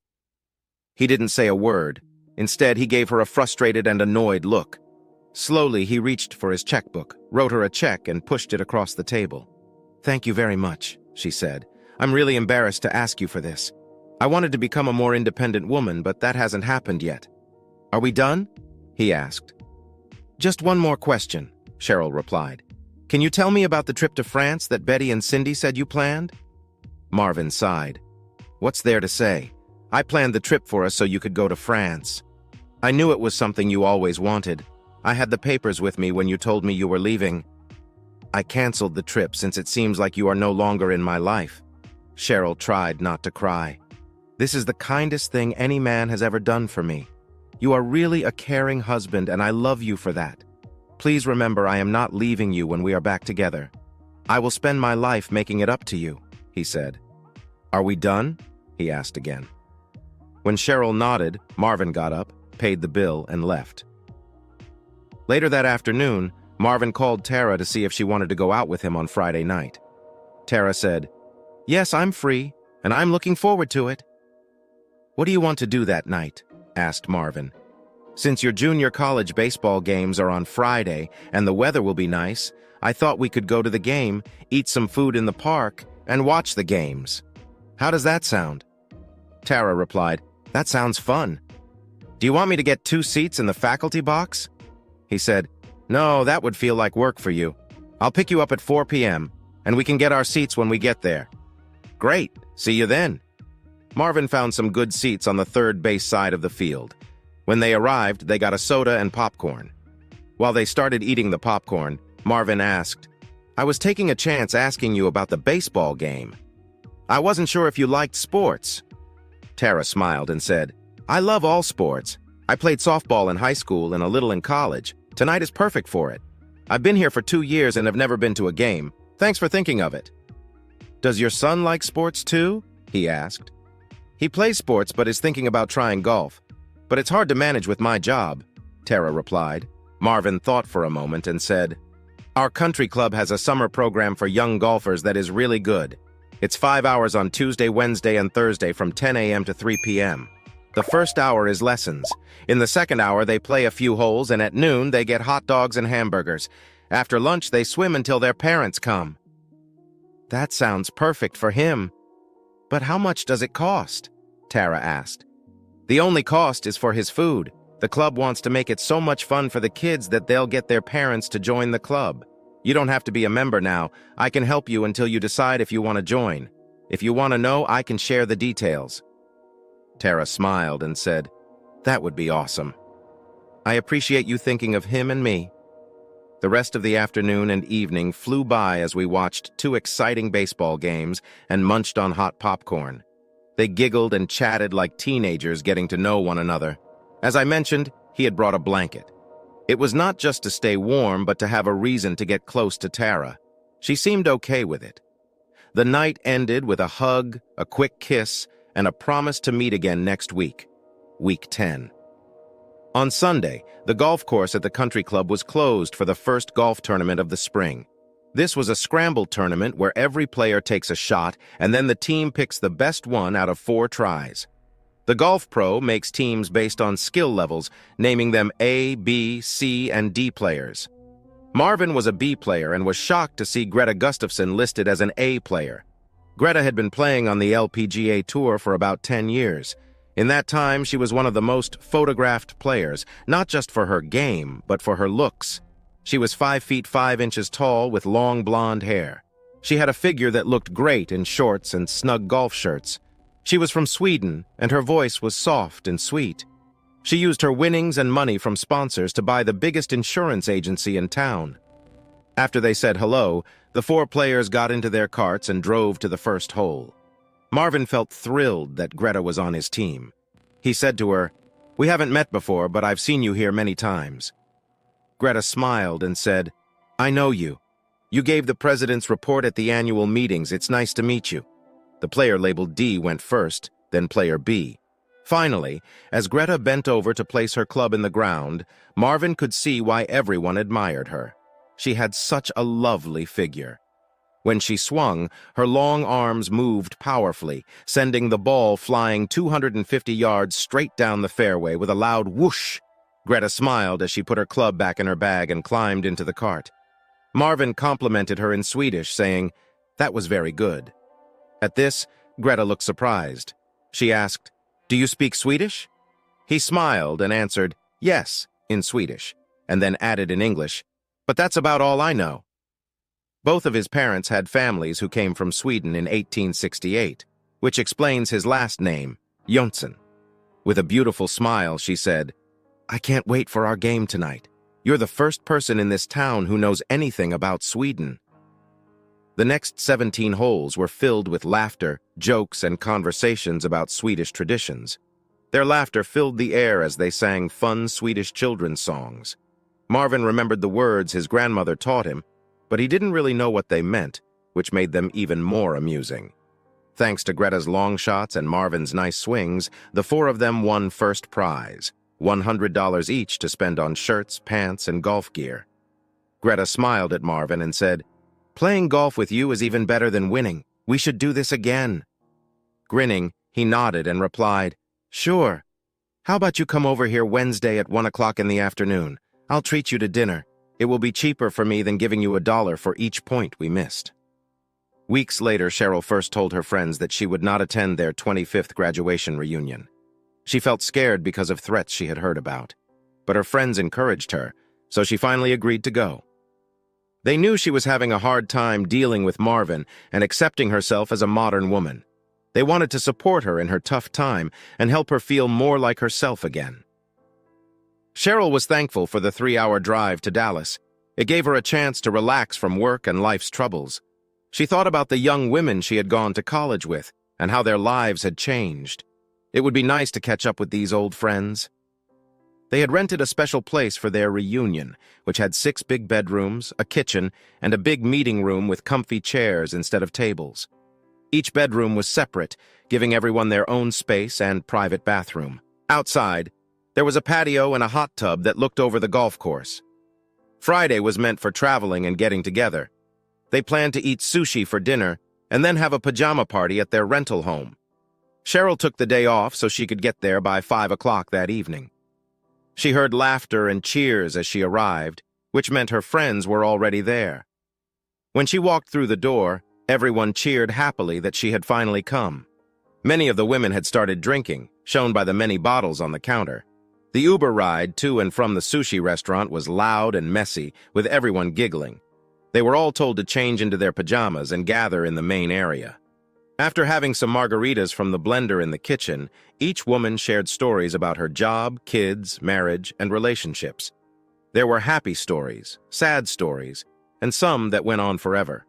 Cheryl was one of the 3 women who didn't have a clear ending to her story yet. They all sensed that great or awful things could happen to these 3. More than half of the women had been divorced at least once. Most of them told Cheryl that she was on the right path. They said she should take charge of her marriage and let her husband know how she felt. He should just go along with it or accept it. It's his choice, but it would be better for him to make his wife happy and stop complaining. The girls cheered for Cheryl. They admired how she stood up to her husband and told him she was moving out for 6 months. They thought she was strong and independent. They liked that she wanted to live alone and not feel tied down by her marriage. They felt sad when she shared that Marvin had started divorce papers and was trying to change his life for another woman. Cheryl talked about Marvin's date with the young and pretty Tara Wilson. She mentioned how he got rid of his Honda and bought a BMW convertible, trying to show he was serious. The other girls, who usually talked tough, softened their advice about fixing things with their husbands. Many women said that after their divorces, their ex-husbands married younger women, while they ended up with older men.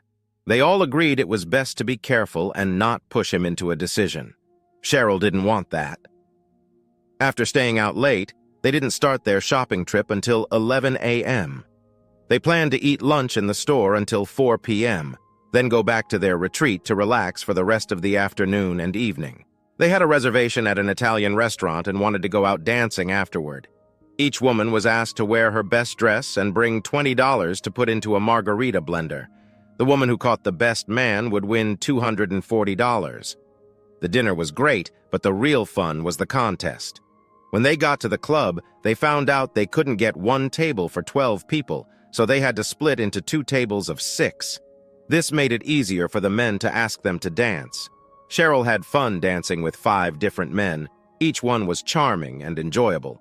This was exactly how she had hoped her life would be after leaving Marvin. The 6th man who approached her felt very different. Just looking at him made Cheryl feel nervous, but she got up to dance with him right away. He was tall, had a strong build, and seemed very polished. He spoke to her softly, not noticing the chaos around them. After a few fast and slow songs, he asked if she was tired and wanted to sit down. She responded, "I'll go back to the table if you come with me. Otherwise, I'll stay here with you." He replied, "That's the nicest thing I've heard all night. Your table seems quite loud. Would you like to join me at my table? This is my son and a few of his college friends. I'm sure we'll have time to talk since the boys are busy chatting up girls tonight." She laughed and said, "That sounds like fun." Cheryl learned that his name was Ted, and he worked as an airline broker in Dallas. He was visiting his son, who was doing a summer internship there. His office was in Seattle, but he traveled everywhere to sell new and used airplanes. Suddenly, everything clicked in her mind. If she wanted to have fun with a real man, it would be Ted. She found it hard to meet guys in her town who didn't know Marvin. Now she met a man from Seattle in Dallas who had a son named Matt. He didn't know Marvin and had no connections. She planned not to tell Ted her real name so he couldn't trace her. It was the perfect plan. She could enjoy herself with him, and Marvin would never find out. Her husband said something about basketball. No harm, no foul. Since Ted wouldn't know about her fun, that meant there would be no harm. And so, no foul. Her table became the party spot where young men and women stopped to sit, drink, laugh, and enjoy. Now that Cheryl figured out how to have fun without Marvin knowing, she felt relaxed and had a great time. Ted turned to his son and said, "Take a picture of this. I want to remember it forever." Ted then said, "I think we need to move this somewhere else before we get in trouble. But first, I have 2 questions for you. What's your name?" "CJ," she replied. "Are you married?" he asked. "Not anymore," she said. "My husband divorced me." Then she asked, "Where are you staying?" He answered, "At the Embassy Suites about a mile away. I'll ask my son to find another room for the night since mine will be busy." Hearing that, Cheryl took Ted by the arm and led him towards her friend's table. She said, "Ted and I are leaving. I'll see you tomorrow morning when I pick up the money for helping people." To be safe, she made Ted show her friends his driver's license, just in case he wasn't who he seemed to be. As she wrapped her arms around Ted, her worries about cheating on Marvin faded away. When they got to his hotel room, she quickly locked the door and pulled him close. They walked to the bedroom, and she led him to a soft chair by the bed. After their time together, Ted took Cheryl back to her friend's house. Her curious friends wanted to know all the details. After lunch, the ladies started to head home to their husbands, partners, or empty apartments. They agreed to hang out more often and were especially eager to hear about Cheryl's future adventures. Week 13. On Sunday afternoon, Marvin picked up Tara and Sean and took them to his country club. After a late breakfast, he showed them the golf store, the golf course, the driving range, and the snack bar. Marvin had an old set of golf clubs that his son used when he was younger. Sean would keep the clubs in the store for when he came to play. The most important thing was that Marvin gave Sean his club number. This way, Sean could order sodas and fries for himself and his new friends at the pool. The next Tuesday was the first day of the Young Golfer Summer Program. Sean was smiling the whole time. He was worried about having a boring summer, but with golf lessons, playing golf, and swimming 3 days a week, he was really happy. This also made Tara, his mother, happy, and it was nice for Marvin, too. In the evening, she cooked dinner for the 3 of them. After Sean went to bed, Tara cuddled up to Marvin and thanked him for bringing Sean to the golf group. She said, "He is really happy. I know you've been a great father." Marvin replied sadly, "You'll have to ask someone else about that. After the last 3 months, I don't know if I did right or wrong." He continued, "My world is upside down. My head is spinning." Tara hugged him and said, "I'm here for you. I've been through this before. After the fog comes clarity, I promise. Just keep doing what you're doing. You'll feel better no matter what happens." They spent some quiet time together, hugging and talking. On June 15th, Marvin and Cheryl knew it was their 25th anniversary. They both thought about sending a card, but decided not to. They had marked 13 weeks on their calendars for this day. It was the end of Cheryl's 6-month journey of finding herself. Today was the day to decide if they would come back together as husband and wife or agree to end their marriage. Cheryl was still recovering from her trip to Dallas. Her friends had supported her in her choices. Her time with Ted had been exciting, but she knew she needed to keep that part of her life a secret. She didn't want her husband to find out and push for a divorce, especially not now. She didn't really want a divorce. She just wanted things to change. She wanted the freedom to do what she liked, but still have Marvin as her home to return to. It felt like the perfect plan. However, Marvin would be hurt by the truth, and she hated being dishonest to him after 25 years of marriage. Marvin just needed to relax about everything. On Wednesday, he played golf with Greta. Thanks to the lessons from the club and Greta's tips, he improved his score by 6 strokes. He enjoyed her company, and being outside on a lovely afternoon felt special. While they took the game seriously, they also shared easy and personal conversations. After their game, he invited her to play with him on Friday night at the couples club.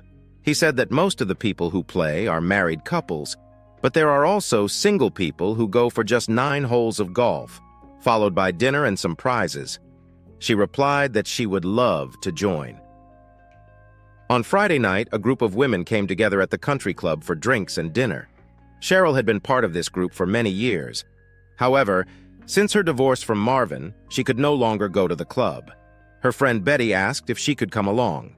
At first, Cheryl was unsure, but then she thought a modern woman shouldn't be afraid to be in the same place as her ex-husband. They were not enemies, just 2 people who had grown apart for a while. They usually sat on the patio above the 9th green for their Friday night get-togethers. They had that spot because their group was known for being loud and cheerful. It was a lovely evening, and the drinks kept flowing. Cheryl felt happy to be back with her friends and looked around, recalling memories of the time she and Marvin shared there. Then she spotted him. Her husband was walking beside a moving golf cart toward his ball. He looked good, fit with a confident walk. From where the ball was, it seemed he had already taken 2 shots on the par 5 hole. He swung his club and the ball flew straight toward the hole, rolling in smoothly. "Eagle!" Cheryl shouted to the other women. She felt excited for her husband and jumped to congratulate him, but then her stomach dropped. A tall, blonde woman jumped out of the cart and ran to Marvin. He turned to her, and she wrapped her arms around him, giving him a quick kiss. They didn't care who was watching. They didn't hear the cheers or jokes from the people around them. The 2 golfers hugged and walked to their cart. The ladies at the table gasped when they saw what Cheryl had witnessed. Cheryl grabbed her purse and ran to the car, where she burst into tears. Another beautiful woman was with Marvin. Marvin had to wait for Cheryl to decide how soon she would come back home. It should have been her choice, not his. He wanted to trade places with her, but it saddened her to think she felt like she was the one being swapped out. Week 14, Diane Marcos set up a meeting for Cheryl and Marvin with a mediator. They hadn't seen or talked to each other since their lunch 5 weeks earlier. They arrived at Diane's office at the same time. As Marvin turned off his BMW, Cheryl complimented him on the nice car and asked if he would take her for a ride after their meeting. Stepping out of the car, he said, "I'm sorry, but I have a golf game later. Plus, we're not supposed to talk to each other."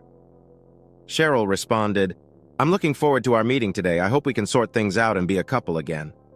He smiled and said, "Yes, me too.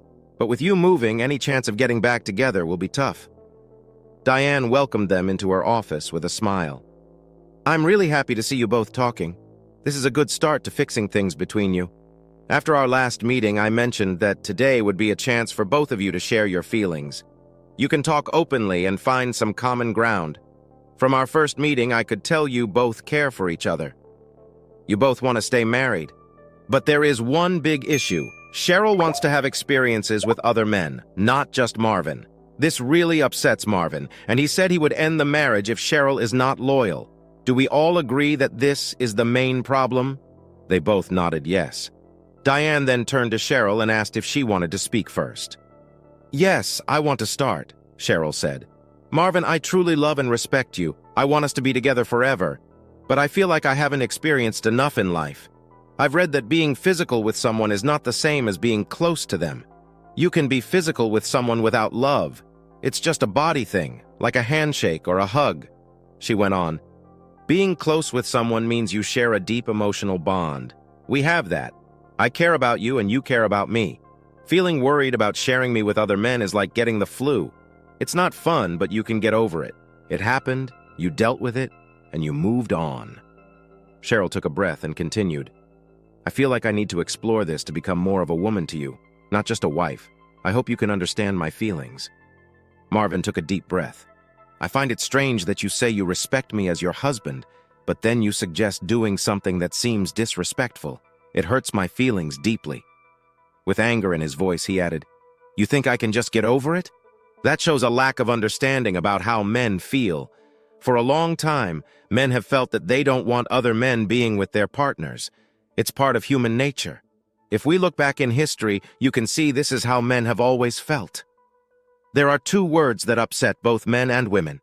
Cheryl, I want you to stay my wife, but I will not join you in your experiences with others. I simply won't allow it. You will have your thoughts and I will have mine." Cheryl shook her head. "But Marvin, it won't be like that. I promise." Marvin did not look convinced by her weak promise. Diane finished the meeting and encouraged both of them to keep an open mind and think of some compromises they could find. Week 15 of summer was here, and Marvin played golf with Greta every Wednesday afternoon. Usually it was just the two of them, but sometimes they had clients join them. Greta played for insurance, while Marvin focused on investments. After the golf game, Marvin often invited Greta to his house for a steak and salad dinner, which she always accepted happily. One evening, after dinner on the back patio, Marvin said, "I need to share my feelings about my marriage with you. We had a required meeting last week, and we haven't made any progress since I filed for divorce. You know the rules I mentioned." Then he added, "I feel like we have a close bond, and I really like you. I want to keep our friendship strong. But I have promised not to be intimate with anyone until my marriage is officially over. It would be wrong of me to leave Cheryl for cheating if I am doing the same thing with you. I'm not sure if you want to move our relationship forward, but I want you to understand why I haven't tried to take it further." "I hope I wasn't too bold thinking you might be interested in me," he said. Greta laughed and replied, "Not at all. I really enjoy our time together. Marvin, I feel like you are my best friend in this town. I'm happy with how things are now. It's important for you to focus on your situation with Cheryl until the end of summer before making any changes." The next day, Marvin asked Tara if she would go to an outdoor concert with him on Saturday night, and she said yes. Greta was with her LPGA friends in Atlanta that weekend, so Tara and Marvin drove around town in Marvin's fun BMW convertible one lovely summer evening. "I have to tell you, Marvin, you make my life and my son's life so wonderful this summer," Tara said. "Sean loves the junior golf program. He's made many friends, and I now have a great friend in you. I'm having so much fun this summer. I wish summer would never end." Marvin responded, "I'm afraid it will end with a bang. Cheryl's project ends at the end of August, and we'll have to decide what happens next. Earlier this week, we had another meeting with our counselor. I shared my thoughts. She shared hers. Neither of us changed our minds. Now, there's something I hope I'm not overstepping by saying. We have grown close this summer, and I really enjoy being with you and with the three of us together." He continued, "Normally by now, couples either get closer or drift apart. I'm not seeing anyone else. How can I divorce Cheryl for cheating if I'm being unfaithful myself? That's why I haven't been intimate for the past 15 weeks. Tara laughed and said, "I'm really proud of you. I was scared you would do something rash for revenge and that it might mess up your life. I get where you're coming from because I have felt the same way before. I thought that's what you were planning. I wonder what will happen in your life this fall." She asked me something. "Since we are talking about it, does the no-sex rule include Greta? I don't want to seem pushy or too clingy, but I know you're with her a lot, and I hope she's not just a second choice. My ex-husband had a girlfriend, and it really hurt when he picked her over me. I hope you see where I'm coming from." He held her hand and said, "You don't have to worry about me waiting. Greta and I are good friends, and we have fun together. Most of our time is spent talking about golf or work. She's okay with the no-sex rule because she doesn't want to start a relationship without knowing where it might go. Please don't worry. You mean a lot to me, and I don't want to hurt you." Week 16, Week 17. Summer was slowly turning into fall. Marvin played golf with Greta every Wednesday and spent one evening each week with her. He also spent most of his time with Tara and her son, Sean, which worked for everyone. Week 18. Greta skipped the country club event on July 4th because she went to Atlanta to play golf and meet friends. Marvin invited Tara and Sean to watch fireworks at the golf course. Sean hung out with his friends while they sat in lawn chairs, sipping drinks and enjoying the night. Tara saw him looking off towards his old house. She touched his arm and smiled when he looked at her. They nodded at each other. No one asked Cheryl out that night, so she drove to the country club and parked a block away to watch the fireworks. The cars on both sides of the road made it hard for her to turn around. She didn't want to drive down the street since she used to live there. She saw club members walking to their cars and homes. She noticed Marvin and Tara walking with a boy near where her house used to be. Not wanting to seem like a stalker, she sat and sniffled until the Johnsons went inside. Week 19. Cheryl went out dancing 2 times a week. She laughed, had drinks, and enjoyed herself. She kept her dignity, and no one could say she was doing anything wrong with her new friends. She liked to tease and have men chase after her. There was always a chance Marvin was being watched by someone who could prove he wasn't faithful. She still didn't know how he heard about Roberto. Luckily, they had just been flirting. She called Ted and asked him to let her know when he was near her house. Ted told her he would be in Dallas the next weekend. Cheryl suggested they meet halfway, and he quickly agreed. Cheryl still thought Marvin might know Roberto. To be safe, she rented a car. She wanted to make sure Marvin didn't put a device in her car to track her. She also didn't use her favorite purse because it could have a hidden device too. When she called Ted, she didn't use her cell phone. Instead, she used a phone that someone left at a Walmart. Once again, she was smarter than Marvin. They planned to meet at a bar close to the hotel for some drinks before going to their room. Ted raised his glass to welcome his friend with a drink of Macallan whiskey. After 2 drinks, they were ready to go to the hotel. Cheryl walked down the hall with a smiling Ted right behind her. Meanwhile, Robbie was working as a summer intern at a big factory in Nashville. His internship would finish in 4 weeks, and he was learning a lot.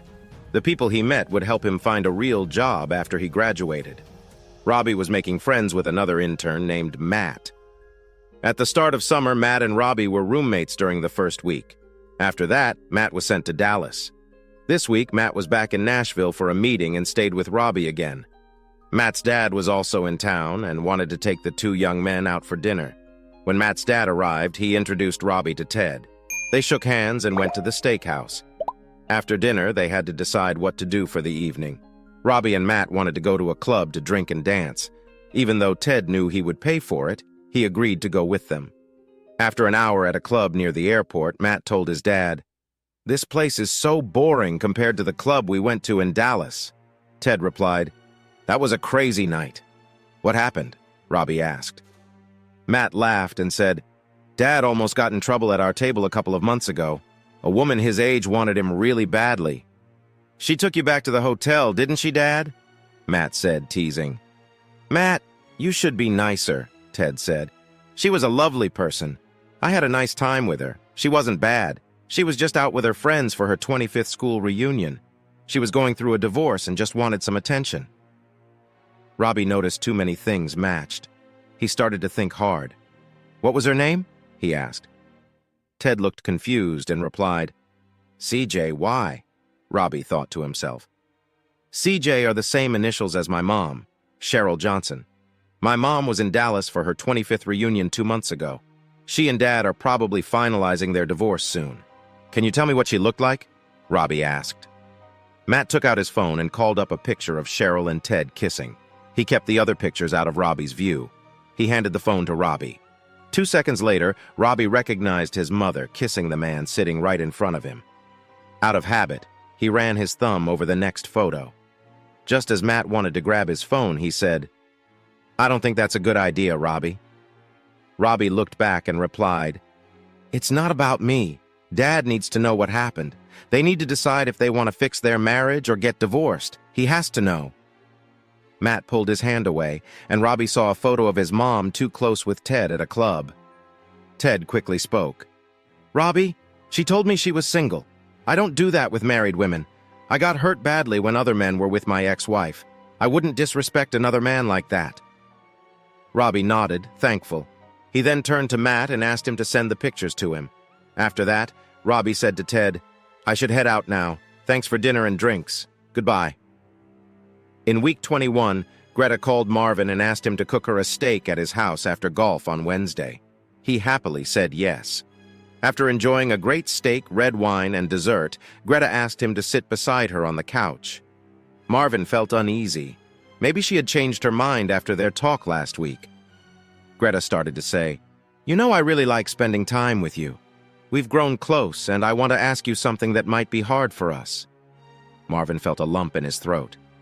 "After being with you for 5 months, I have realized you are one of the most honest and clever people I know.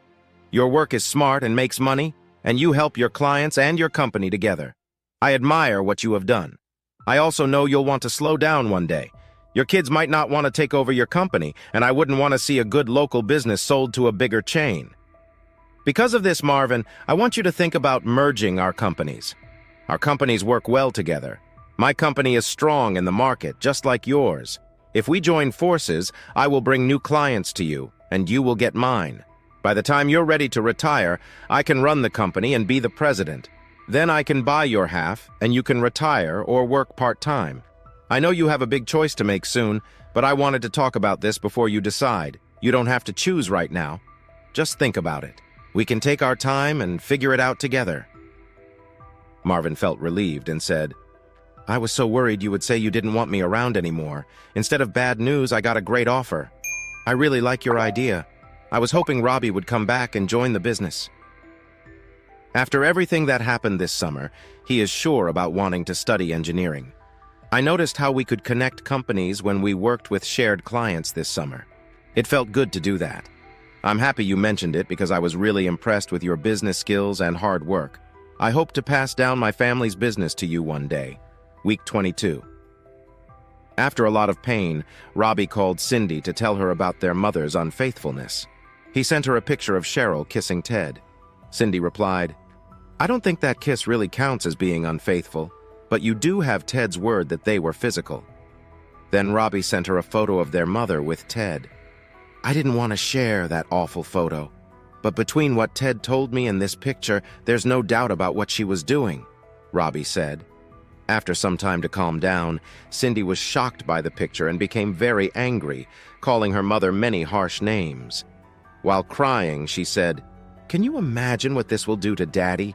He devoted his life to that selfish woman, and look how she treated him. It's awful. How are we going to tell Daddy?" Robbie, being the oldest, said, "I know. Do you want to tell him? Or should I? I already talked to Ted." "Let's do it together," she replied. "We should tell him in person, not on the phone. He will need us. Our family has to stick together." Week 23. Marvin was surprised when Cindy called to say she and Robbie would come to see him the next weekend. He was happy because he missed them, especially since this summer was the first time Robbie had been away from home. But that happiness quickly faded when they showed him what Cheryl had been doing in Dallas with her friends for her 25th birthday. Marvin's voice was calm, but his face was pale.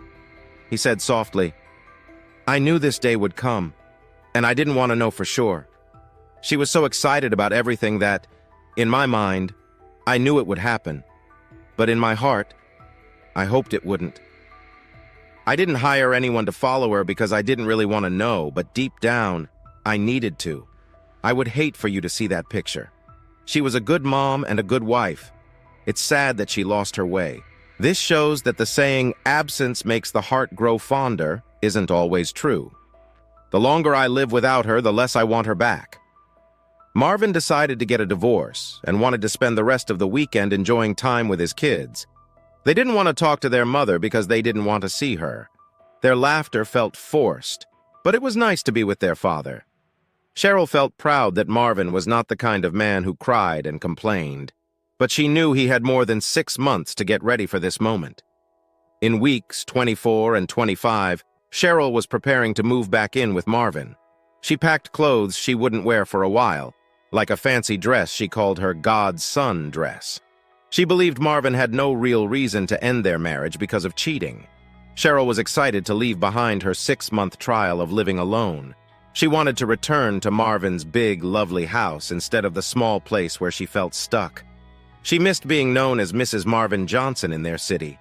She had forgotten how much she enjoyed going to elegant dinners in her new dress and sitting at the best table.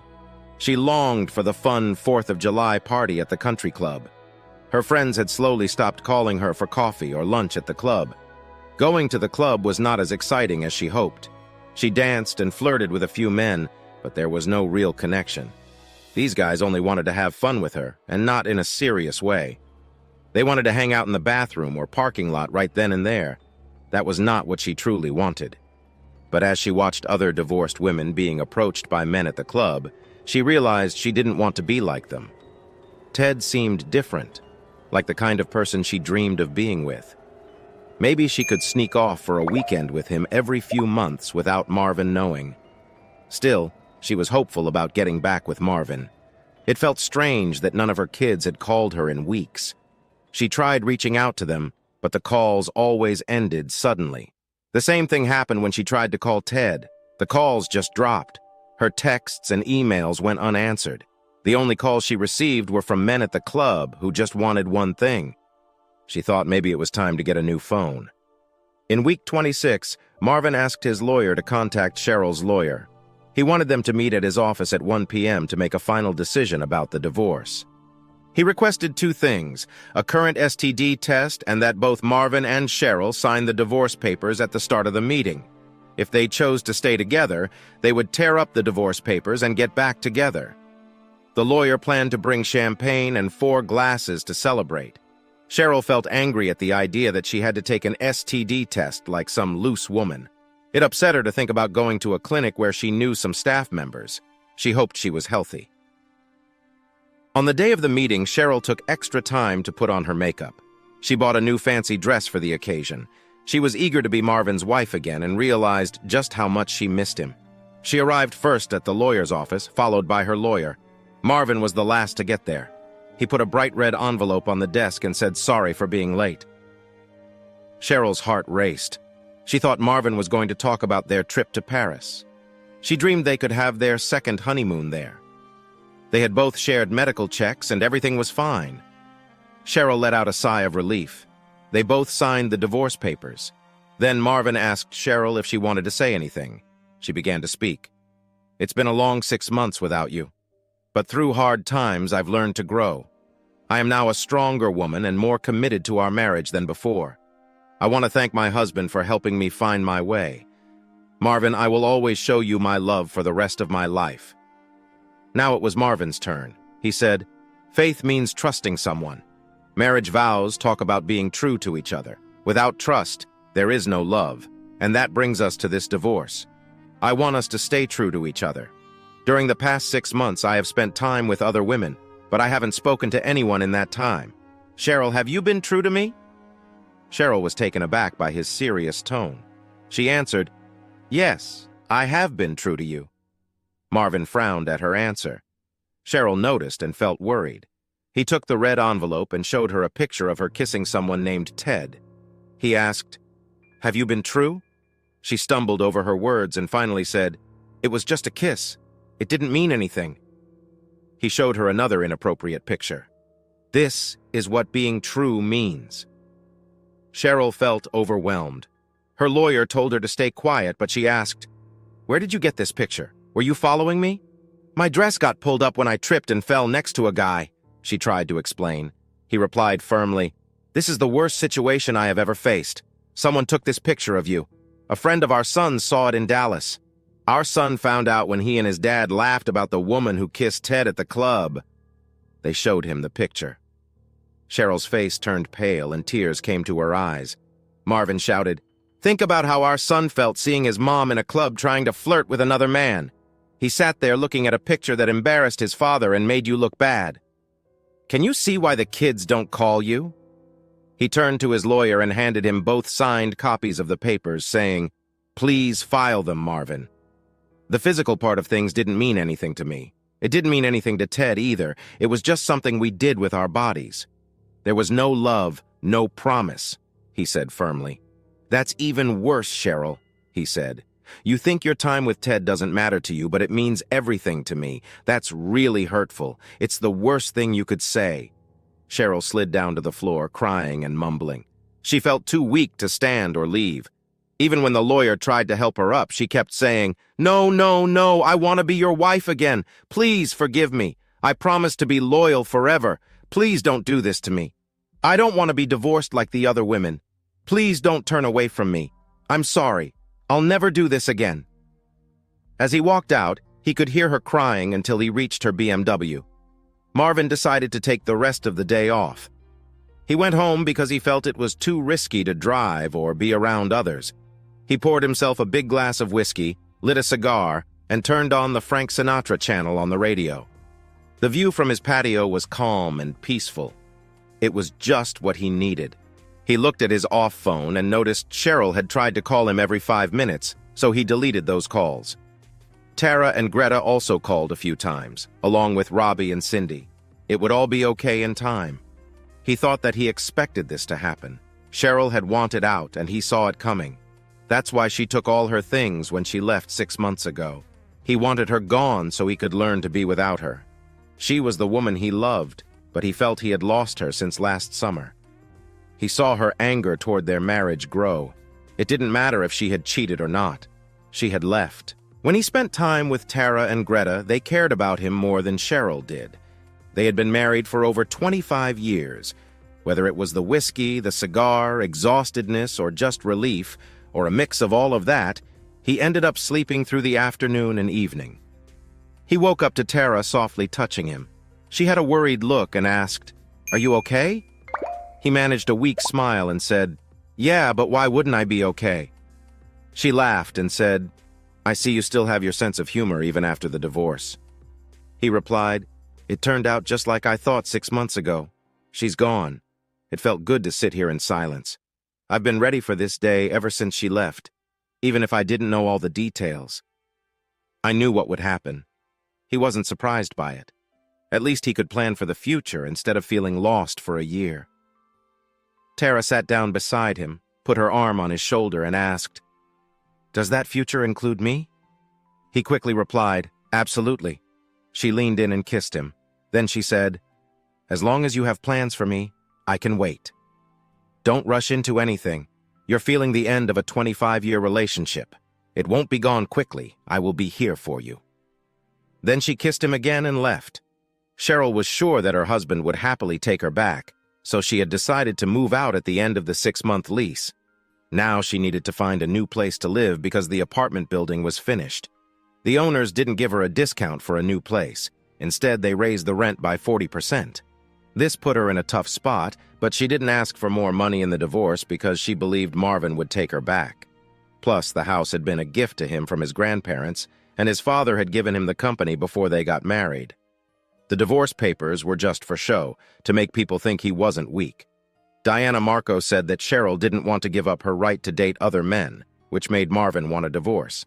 The judge agreed with her and approved a deal that wasn't good for Cheryl. The good news was she could keep her teacher's retirement account because she had a job and no kids. No alimony was given. She didn't count on that money since she was supposed to be at Marvin's house this week.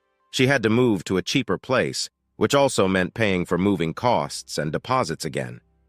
She wished for a small house, but that would mean yard work, which her ex-husband did, and she didn't want to do those chores. Cheryl found a small apartment in a not-so-great neighborhood that fit her budget.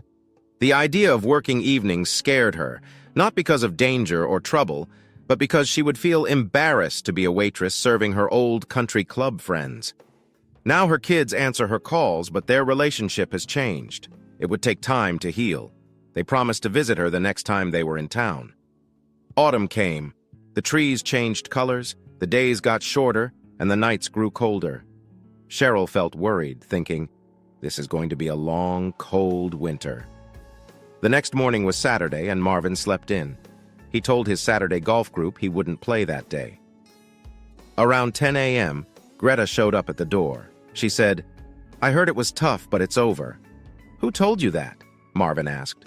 Greta smiled and said, "We have the same lawyer, silly. He knows you and I are close. I even told him I would break all his golf clubs and his left arm if he didn't tell me." He laughed and hugged her. She asked, "Is it finally over?" "Yes, it's finally over," he replied. "Good. As you start making plans for your future, I want to tell you something.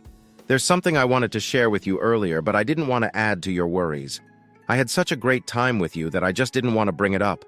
Please sit with me for a moment." He paused, feeling unsure about what she might say. Greta spoke softly.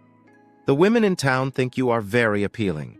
Now that your situation is getting settled, more women will take notice of you and may want to be part of your life. I know you might think about marrying again someday. If I'm lucky enough to be invited, I would tell you no because I'm already married." This caught him off guard, and he jumped up. "What? When did that happen? How?" He stumbled over his thoughts and asked, "Who is your husband and where does he live?" "My husband lives in Atlanta. We've been married for 5 years. One reason I go there often is to visit her." "Marvin, I'm a lesbian and have been for 10 years. That doesn't change my love for you as my best friend. I want you in my life. But I can't marry you. I hope we can keep the friendship we had this summer as long as Tara is okay with it. I actually want to get along better with Tara. I want her to know I'm not trying to take her man. If she is important to you, then she matters to me too.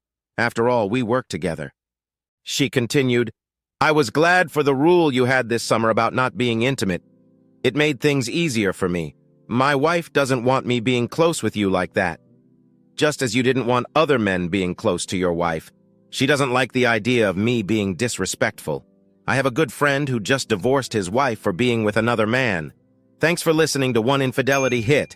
If you liked what you heard, don't forget to hit that subscribe button and drop us a like.